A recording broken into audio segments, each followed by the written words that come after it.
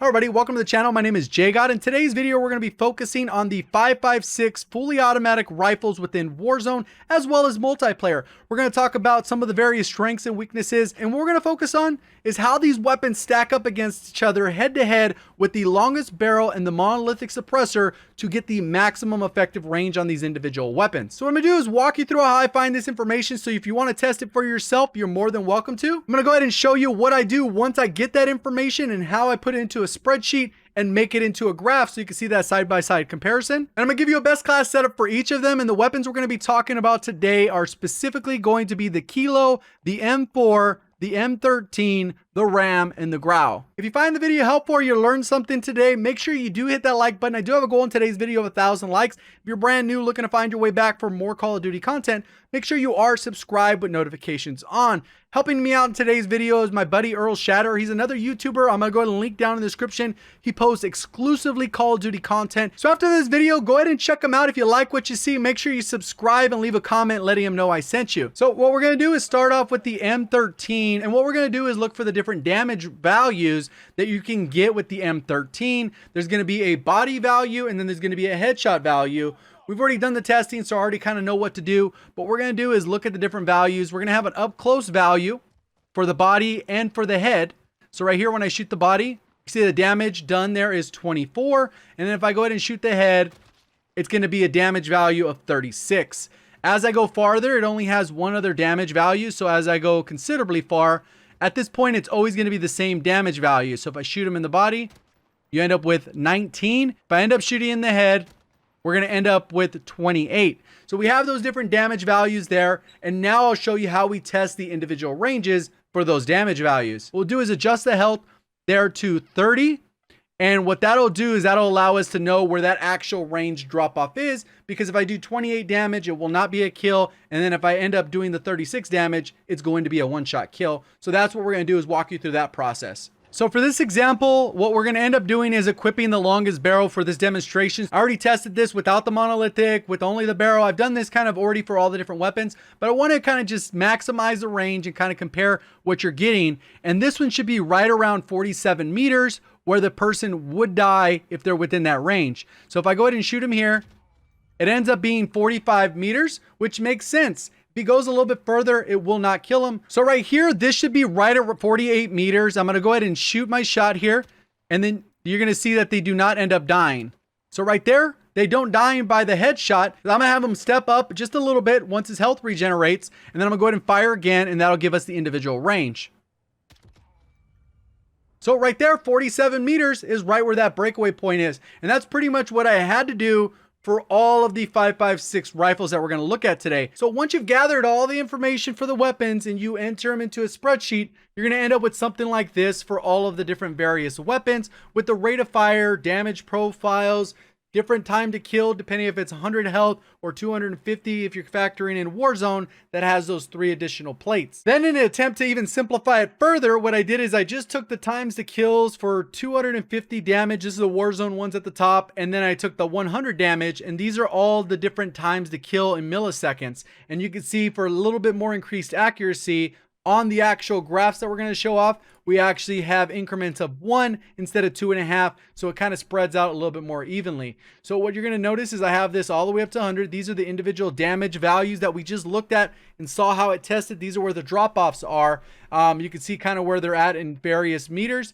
And then as I scroll across, those are the different damage drop-offs. And we just continue that all the way up to 100 meters. And then we convert that into a graph by pressing the little button on the screen, and then I make it look nice. So this is what it ends up looking like, and this is updated as of the date this video is going out. So if they do any other changes, I'm going to do an updated one, but this is updated as of June 2nd when I'm making this video. Time to kill is in milliseconds on the left, so the lower the number, that means it's faster time to kill, which means it's going to be a good thing, and the slower it is, it's a bad thing, because obviously if you're going against a fast TTK and you have a slow TTK, even if you both land the shots at the exact same time, you're going to lose that gunfight.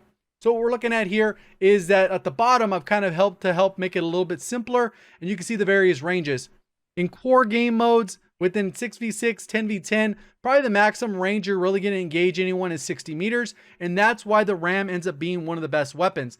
As you can see from the different color coding here, I've gone the extra length and added this little bar so you can see what the best weapon for that individual range is. When it comes to core game modes with 100 health, with the longest barrel and the monolithic suppressor, what we're going to notice is right here, the Ram takes over and is the best weapon. Second best within this range is the M4, then it drops off to the Kilo, then it drops off to the Grau, and then the worst within 40-ish meters, 45, 50 meters, is the M13. And obviously this isn't accounting for iron sights, recoil, mobility, aim down sight speed, which are all factors in handling properties. But if you're able to run the longest barrel monolithic suppressor and hit your shots, you're going to end up winning these gunfights if you're using the weapons that are a little bit lower down on the chart. So as we get it right around 42-ish meters, you can see that the Kilo starts to take over. Then it switches to the Grau, which kind of right here, they're really close, and you can see where the Grau takes over. Then it goes back to the Ram as being the most disgusting weapon. The second at the spot is the M4, and then as it continues on, we jump back to the Kilo being dominant, but you're never going to engage anyone at these ranges and in core. Probably ends at 60 meters, and as you can see, the overall best weapon is the Ram. The M4 kind of goes in there because it's second, and then in the middle, the Kilo and the Grau take over. And the only time that the M13 is even decent is maybe in this little range, but it's still going to be worse than the Kilo. So when we convert this chart over to the exact same thing, the time to kill is going to jump up when we're talking about Warzone, because it's going to be 3 full plates of TTK, distance in meters with longest barrel and monolithic suppressor. Pretty much the same exact thing we're looking at here, but now the TTK is up to like 550 instead of closer to like 250.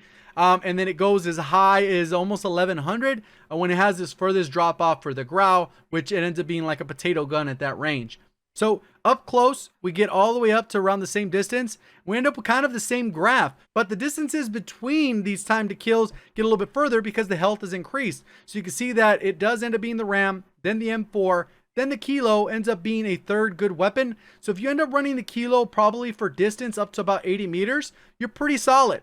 If you want to go ahead and use it for a little bit closer, expect to get outgunned by the Ram, the M4, and most of the SMGs within about 15 to 20 meters. So same thing we have going on here, but obviously as we get a little bit further out, these become more viable. And why this doesn't end up being the Ram in these ranges, even though it has the fastest time to kill, it just has a lot more recoil than the Grau, than the Kilo. So in these particular ranges, you're probably better off using the Kilo or the Grau. Most people are going to like and gravitate towards the Grau just because it's easier to use, lower skill gap weapon. Most people can pick it up, can shoot straight with it. Kilo, kind of similar thing, but you really got to understand that recoil pattern where it goes up and to the left, and it does a sharp, hard left versus the Grau just kind of goes straight up and slightly to the right.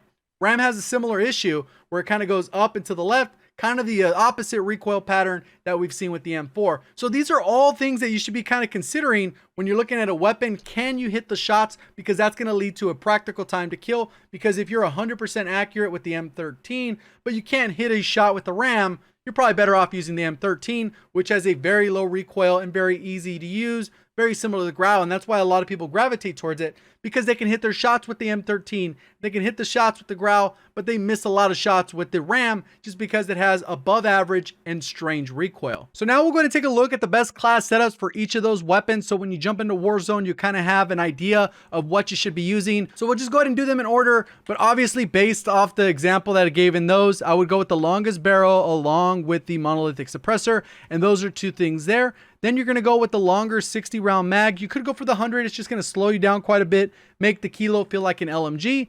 I would go ahead and equip that attack laser for faster aim down sight.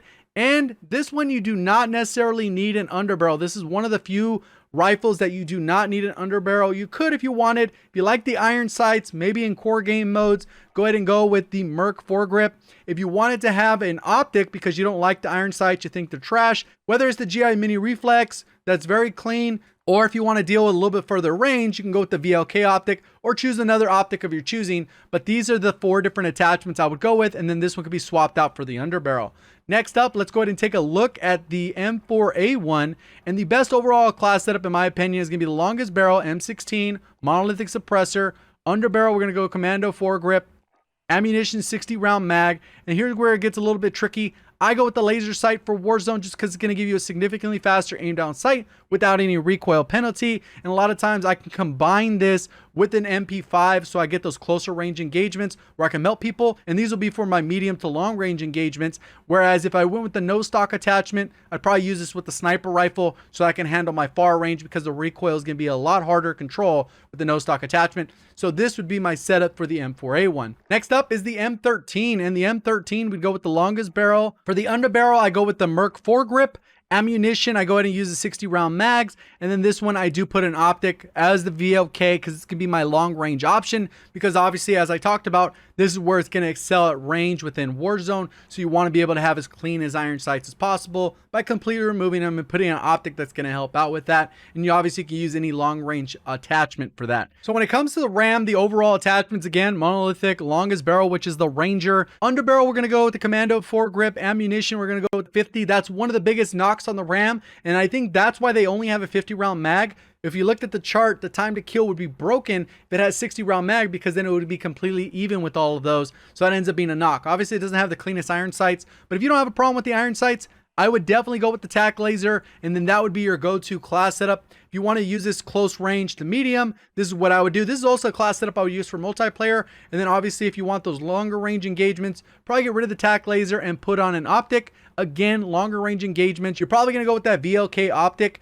and then that's the route I would go. So that's the class setup. That's what it would look like if I'm using this as my long range option, medium and long range, and then I would use an SMG for closer range engagements, whereas the MP5 or the MP7. And then the last rifle we'll go ahead and talk about is the Grau 5.56, one of the most disgusting guns in the game just because it's so dang easy to use. Very low skill gap because of that reason, and I don't think it's necessarily overpowered. It's just super easy to use compared to those other weapons. If they made those ones just slightly easier to use, a lot of those could be overpowered because of the time to kill, but clearly based on the time to kill, this one is not overpowered. So let's go ahead and go with the Commando foregrip, 60 round mag, and we'll use that tac laser because it has the cleanest iron sights in probably Call of Duty history, at least from what I've seen, because it's just a little line that doesn't cover up anything. So those are the best class setups in my opinion for Warzone for all of the 5.56 full auto weapons. If you learned something today, please remember to hit that like button. And if you're brand new looking to find your way back for more Call of Duty content, make sure you are subscribed with notifications on so you'll be able to find your way back to the channel. Appreciate all the support on the content. Thank you for watching. As always, have a great day.